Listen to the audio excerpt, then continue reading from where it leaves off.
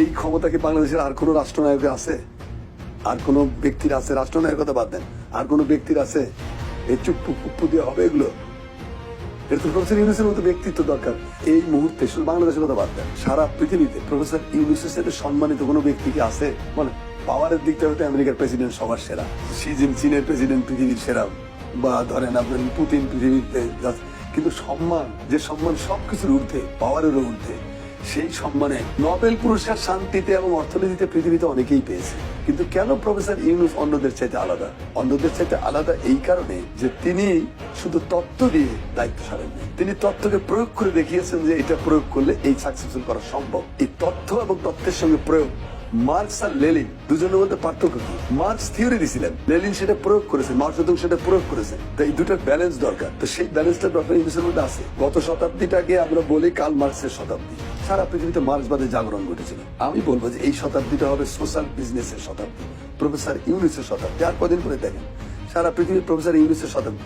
Already বিভিন্ন ইউনিভার্সিটিতে social বিজনেসের আলাদা সাবজেক্ট খুলে আলাদা পড়াশোনা হচ্ছে, ডিপার্টমেন্ট খুলে ফেলছে। তো কেন? কারণ এতই নির্ভুল তার এই বক্তব্য। ক্যাপিটালিজমকে রক্ষা করার জন্য এবং একটা ওয়েলফেয়ার স্টেট বানানোর জন্য প্রফেসর ইউনূসের সোশ্যাল বিজনেসের কোনো বিকল্প নেই। তো এইরকম একটা লোক আপনার দেশে দায়িত্ব দিচ্ছে, এটা আমি মনে করি আমাদের জন্য সবাই ছোটখাটো ভুলভাল তো তার উপদেষ্টাদের অনেকে করতেছে বা করে, কিন্তু সংশোধনও তো করতেছে, সংশোধনও করতেছে। প্রফেসর ইউনূস কোনো বানের চলে ভেসে আসে কচুরি বানা না। প্রফেসর ইউনূস এমন না যে ক্ষমতার লোভে অন্ধ হয়ে তিনি এখানে আসছেন। তাকে ধরে নিয়ে আসা হয়েছে, স্যার দেশটাকে বাঁচান। তাকে ডেকে নিয়ে আসবেন, স্যার আমরা আপনাকে চাচ্ছি দেশের পক্ষে, জাতির পক্ষে আপনি দেশটাকে বাঁচান। কেন? কারণ প্রফেসর ইউনূস কতটা পাওয়ারফুল, কতটা সম্মানিত। একটা ছোট্ট নজির দেই। সংযুক্ত আরব আমিরাত, এই দেশে 57 জন বাংলাদেশি 5ই আগস্টের এই ঘটনার পরে মিছিল করছিল, আনন্দ মিছিল, বা হাসিনার বিরুদ্ধে 3-4 আগস্টে প্রতিবাদ মিছিল করছে। সেই জন্য আরব আমিরাতের আইনে, আরব দেশগুলো তো বললাম তো মানুষের দেশ না, এগুলো রাজাদের দেশ। তো এই সমস্ত দেশে এগুলো বিরুদ্ধে হবে না, এটা নিষিদ্ধ।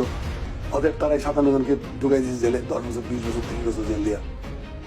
সবাই ধরে নিল যে শেষ গেম। প্রফেসর ইউনূস আরব আমিরাতের প্রেসিডেন্ট যেটা এখন আছে, এটারে বলছে যে আমার লোকগুলোকে ছেড়ে দাও। একটা কথার সব করেছে, একদম বেরুজুর খালাস ছেড়ে দিচ্ছে। আপনি বুঝতে পারেন ব্যক্তিগত ইনফ্লুয়েন্স কাকে বলে? এই ক্ষমতা কি বাংলাদেশের আর কোন রাষ্ট্রনায়ক আছে?